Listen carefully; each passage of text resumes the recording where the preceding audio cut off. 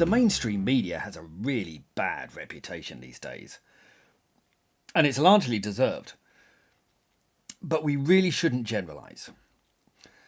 The field of journalism has thrown up some outstanding names over the years. Many significant writers have thrown their hat into the journalistic ring. Names like Neil Ferguson, Roger Scruton, Douglas Murray, Dominic Sandbrook, and Lionel Shriver have produced reams of brilliant writing in the press.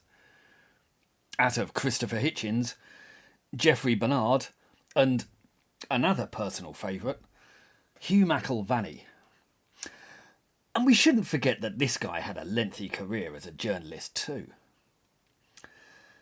The current field can also offer a raft of colourful names like James Delingpole, Nick Cohen, Brendan O'Neill, Julie Burchill, Rod Liddle, Toby Young, Andrew Neil, Charles Moore, and Juliet Samuel. I'm sure you'll have your own personal favourites too. But all that aside, we have to admit that the overall state of modern journalism, in both the print and broadcast arenas, is simply woeful. I've got a reasonable level of specialist knowledge in a number of fields. Comics, boxing, teaching, history, Doctor Who. And if I cast my mind back 30 years or so, then every single piece of journalism I've seen on those topics has had at least one horribly sloppy factual error. Every single one. Let's look at a few examples. Now, Stan Lee was one of the biggest cultural figures of the 20th century, and he died at the age of 95. So the field of journalism had plenty of time to get his details right. But every single obituary I read on him, and I read a lot, boldly stated that he created Captain America. Which he didn't. Captain America was created by Joe Simon and Jack Kirby.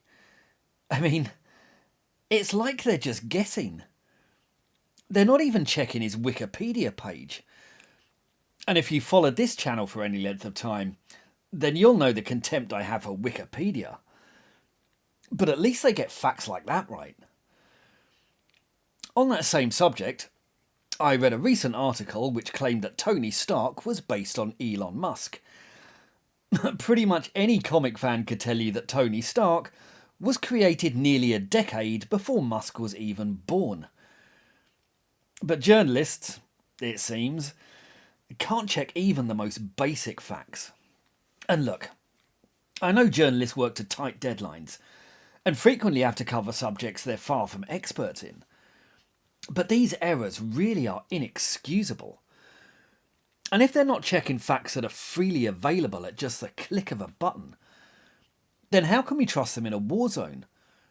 Or in the murky field of politics, where digging up the truth is necessarily far more difficult? And the problems don't just relate to single articles like this. In Britain a little while ago, an argument raged through the press for 2 years on whether Mary Seacole should be on the history curriculum in schools.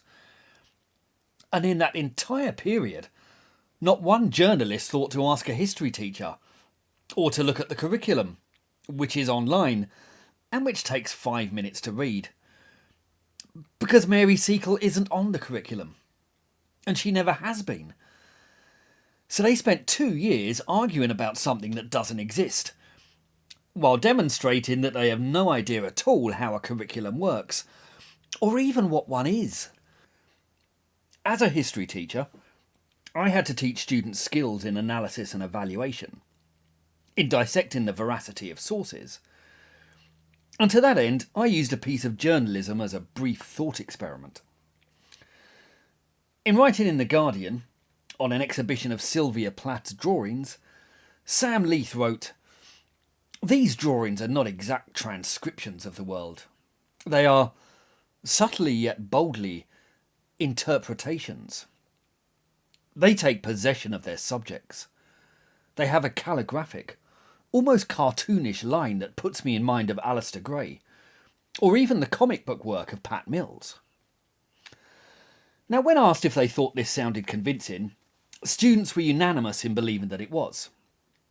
It was beautifully written and confidently expressed. It dripped with the authority of someone who knows what they're talking about. But I'd then ask them to start a stopwatch while I tapped Pat Mills into Google. I then told them to halt the stopwatch, and 1.5 seconds had elapsed. And we can immediately see that Pat Mills is a writer, not an artist. He's never done a drawing in his life. 1.5 seconds. And that's the depth of research that journalists simply can't be bothered to do. And while this may seem obscure to you, in the world of British comics, Pat Mills is a colossus. One of the biggest names there is. It's like a sports writer confidently declaring that Wayne Rooney plays for England. But in cricket. Shame on you, Sam Leith. Now, the purpose of this experiment was to get my students to question sources which sound superficially credible. But the real problem with journalism isn't this sort of lazy sloppiness. It's the deliberate falsification. Because in recent years, dispassionate investigation has given way to activist propaganda. Journalists aspire to tell us what's happened, but now they increasingly tell us what to think. They mould, omit, amplify, and curate the news to fit their own narrative. And as demonstrated, these are people who have absolutely no idea what they're talking about. But like Sam Leith in The Guardian, they spout their drivel with authority. And so many people are persuaded of its veracity. Now, most of these journalists actually believe the nonsense they spout. As we can see here when a student confronts Brian Stelter with the undeniable lies he spread. And he simply dismisses it as a right-wing narrative. You've all spoken extensively about Fox News being a purveyor of disinformation, but CNN is right up there with them. They pushed the Russian collusion hoax, they pushed the Jussie Smollett hoax, and yes, they dismissed the Hunter Biden laptop affair as pure Russian disinformation. Are we expected to believe that this is all just some sort of random coincidence, or is there something else behind it? It's time for lunch. You have 30 seconds. No, I mean, Brian. there's a clock that says 30 seconds, but I think my honest answer to you, and I'll come over and talk in more detail after this, is that I think you're describing a different channel than the one that I watch. But I understand that that is a popular right-wing narrative about CNN. We see this distorted nonsense all the time. When the BBC News recently began talking about the government's Rwanda plan to deal with immigration, I immediately knew that they'd give a generous slice of airtime to a critic of that scheme, and none at all to anyone defending or explaining it. And that's exactly what happened. When you can predict the bias of the news before it even happens, then it's a damning indictment. Especially for an organisation that prides itself on its supposed impartiality. We see this all the time with Jeremy Vine too. He recently held a phone-in on trans competitors been banned from sports, and he specifically asked to speak to any trans people who had been affected, but he had no interest in speaking to any sportswomen who had been affected, because they don't fit the new narrative. He also held a phone-in on the recent problems in the airline industry, and he moved swiftly to point the finger of blame at the airlines. Of course, the real culprits are those who demanded all the economy-wrecking lockdowns. People like Jeremy Vine himself.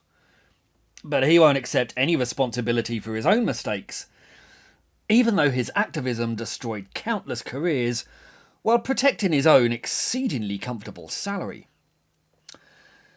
Another repeated culprit is Nick Robinson, who extols the same woke centre-left anti-Tory views of Jeremy Vine, and virtually everybody else at the BBC. Reporting on Partygate, he informed us that the story was so big you could see it from outer space. And when interviewing Steve Barclay, the Prime Minister's Chief of Staff, Robinson grilled him repeatedly over Emmanuel Gomez, a Downing Street cleaner who had died of COVID. What would Barclay say to the family of this cleaner who had been killed by Boris Johnson's Christmas parties? Except the story was a complete lie. Gomez had never been to Downing Street. He worked in the Ministry of Justice. And he died of heart failure, not COVID. But the BBC were guilty of an even worse lie when they claimed that Jewish students had hurled racist slurs at a group of Muslims. In reality, a group of Muslims had abused Jewish schoolchildren on a bus. The BBC had turned the victims into the perpetrators, slandering Jews in the process, while defending the racism that exists in radical Islam. And this is the story of journalism in a nutshell. There's a deep strain at the BBC, and numerous other leftist outlets, that's so anti-Zionist it's indistinguishable from anti-Semitism. And it's a mindset that refuses to critique Islam, no matter what crimes have been committed. They'll continually lie to prop up this narrative, even to the extent of racially abusing children. Brendan O'Neill went public with an alarming encounter he had with The Independent, which highlighted this trait. They had printed an article calling him a fascist who was sympathetic with the far right. He asked them to retract it, but they replied that the article was justified as he had supported Brexit. He told them this was nonsense, and again demanded a retraction. The Independent, and only a left-wing paper could give itself such a lofty and inaccurate title, took days to reply, before responding with an article which Brendan had written called "Why Nazis Must Have Freedom of Speech." It was clear that they'd spent days employing researchers in a desperate bid to dig something up.